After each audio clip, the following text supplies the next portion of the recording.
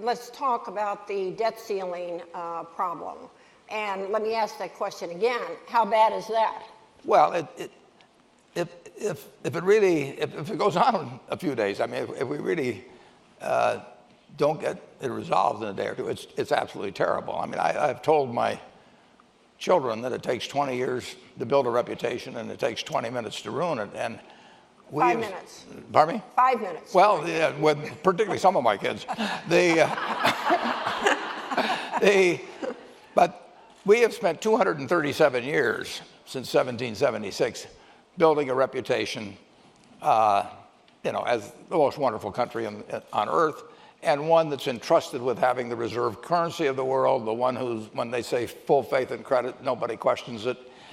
And that is being put in jeopardy now, and it could be destroyed in a little while. And a great reputation, as I say, is like virginity. It can be preserved, but it can't be restored. At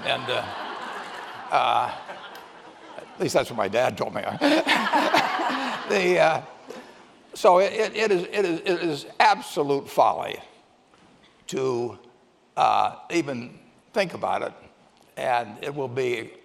I mean, I don't know what the words are to describe it if we actually would default. I can't believe it'll be done because it just is so stupid. And I think that the whole idea of a debt limit is a terrible, terrible mistake. I mean, if you're going to spend more than you take in, what are you going to do except raise the debt limit?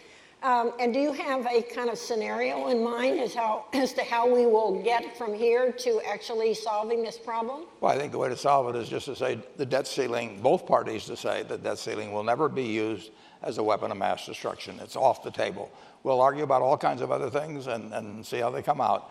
But we are not going to threaten the world and our own citizens with the fact that we aren't going to make good on our promises to achieve some other end. It doesn't make any sense. Well, and seeing the political climate in Washington, can you imagine that happening in the next couple of days?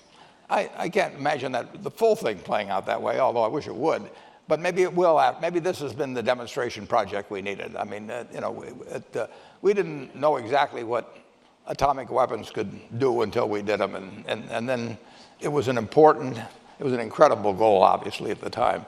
But we decided we didn't want to do that again, no matter how serious things got. And I hope that comes out of it. But I think that I think basically that you really need the House Republicans to say, this is a weapon we shouldn't have used, and we think Obamacare is terrible, and we'll fight it out, and we'll beat you in 2014 in the elections and prove it, and so on. But we will not say that the United States is going to break its promises to millions and millions of citizens in other countries and everything, just because we're not getting our way.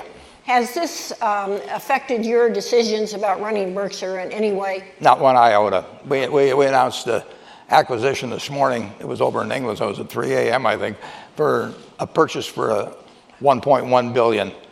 It didn't affect a dollar of the price that we put in. We did not put in a clause that said if Congress does this or that, because the deal hasn't closed for a while, that the deal will be off or anything like that. It doesn't affect anything. This country is going to do well over time. I want to participate in it. I'll participate through owning good businesses. And if we get a chance to buy a good business, we buy it. And I will say this. Charlie Munger, my partner, and I have worked together now for 54 years. We've made a lot of decisions on buying businesses. We've made a lot of decisions on buying stocks.